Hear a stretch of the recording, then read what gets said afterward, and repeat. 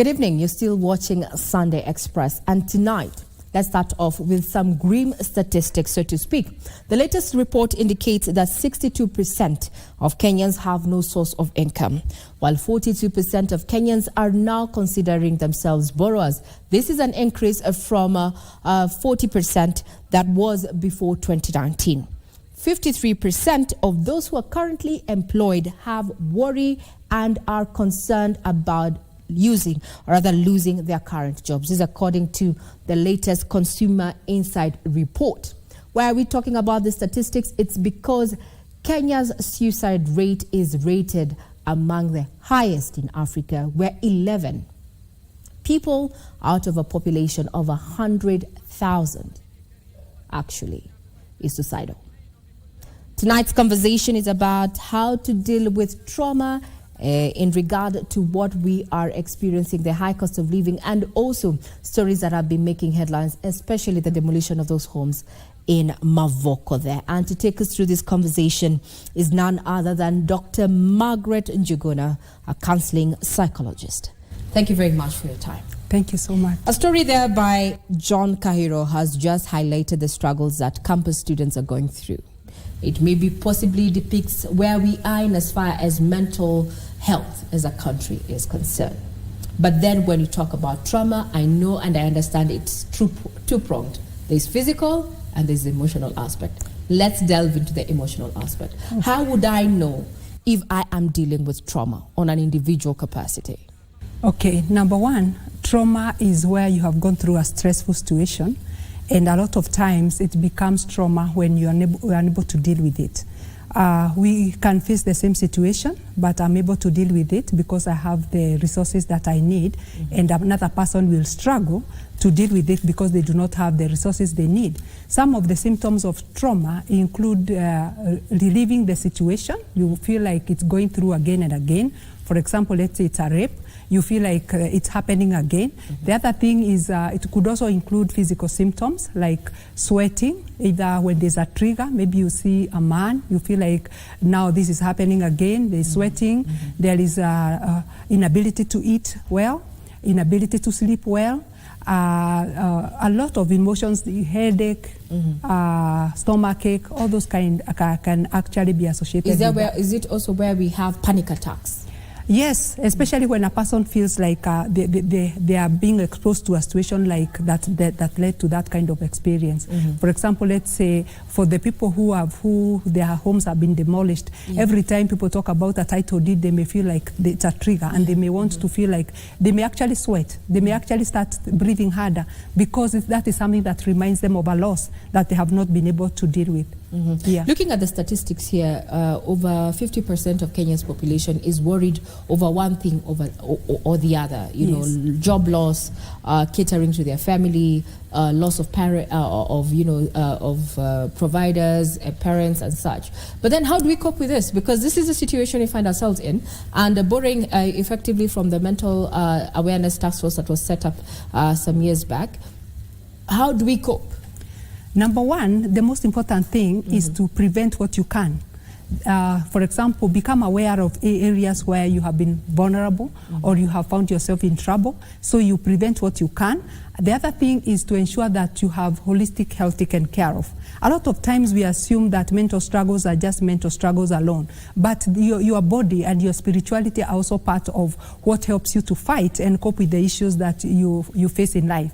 For example, when it comes to spirituality, it dictates to you what you can and can't do to be able to get an end. For example, let's say for the students in school, you know that your spirituality tells you you cannot steal. So you will not use stealing or cheating as an avenue to be able to get an education. So our spirituality comes through to help us make the choices that will also help us live a good life and a dignified life. So you're talking about grounding. Grounding. So if you're grounded spiritually, it might actually ease or rather direct how to deal with this. Yes. But then we're dealing with a generation Generation Z, where spirituality, is far from, their focus in life. And looking at the statistics, they're the ones who are dealing with daily pressures, especially where social media comes in. So then what anchors them to deal and cope with these societal pressures and avoid, thoughts of depression and even ultimately taking their own lives?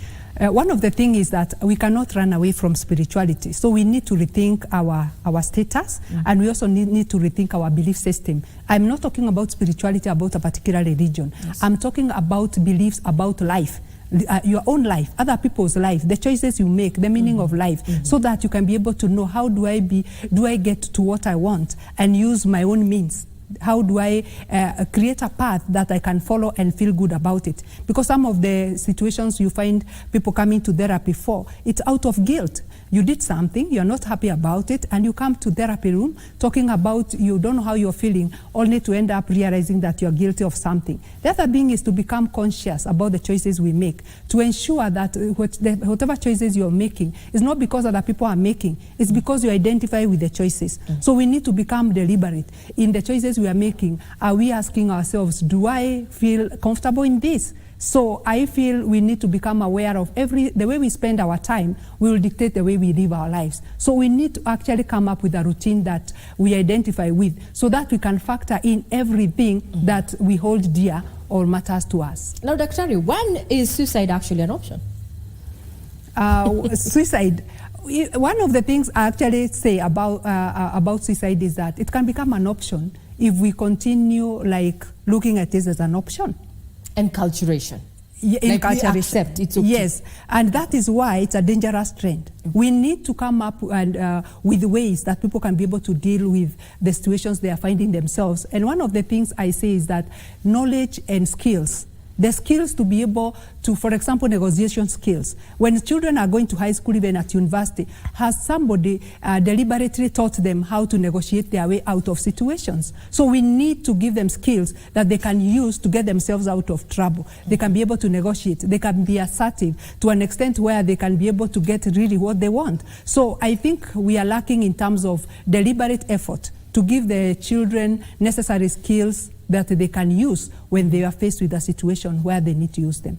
Yeah. Now, you've talked about suicide, and looking at the suicide cases, if we are having 11 out of 100 people, among that 11 people, we're also finding that we are having children committing suicide. This is something we never heard of 20 years back, but now it's a sad reality that we're dealing with. We are headed into the national examinations come next week. We've had a series of, unrest within various schools. We've had children having hysteria and such, panic and such. How can then, avoid the ultimate, paying the ultimate price, especially where children are concerned? Can we have these conversations on suicide, as you've said, negotiating getting to get themselves out of trouble? One of the things where we have failed in society today is actually not recognizing that children cannot be able to digest the information they are exposed to. When it comes to social media, it does not segregate who is watching. As long as you have the phone, you can watch everything. So it is important for us, those people who are parents and those who have children under their care, to ensure that children can get somebody to help them digest what is going on, so that they can be helped to separate that which is okay and that which is not okay. Because children may watch TV and see people are taking their own lives, and they'll become curious. They will Google and they'll see, how do you go about it? What can I do? In what situations are people taking their lives when they fail? And because failure has become a catastrophe even at family level, the parents are not addressing, when you fail, what can you do? Do you make it a lesson, or is it a catastrophe or a disaster? I think we are not also addressing the issues that could help our children understand how they can be able to live life. Remember, children, they are growing in terms of personality. Their spiritual development is happening, and so they may incorporate some of these happenings in their personality development and in their spirituality, and they may not be able to differentiate like adults because they've been socialized to know that suicide is an option. So that is a danger.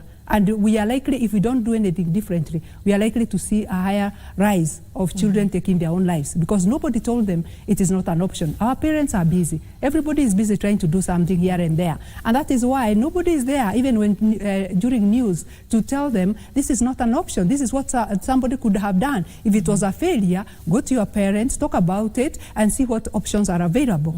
But capacity building among the children. Have those candid conversations. Yeah. We are not there to filter what it is that they're taking in. Yes. But then there are those who have attempted suicide. There are cases where you hear someone, and these are triggers, especially within the family setup, and it goes like, ukiniacha nitajiua.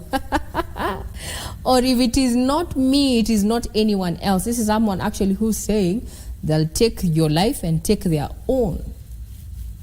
At what point do we take such statements, such utterances seriously? From a professional point of view, the slip of the tongue is communication. The slip of the tongue is communication. Is communication. Good. So we need to remember anything that has been said is coming from somewhere. And that is why we need not to take anything for granted. So whatever you hear, you need to explore further to be able to understand where is it coming from. What can I do to make it better for you? Can we talk about it? Can we seek help? We need not to ignore anything.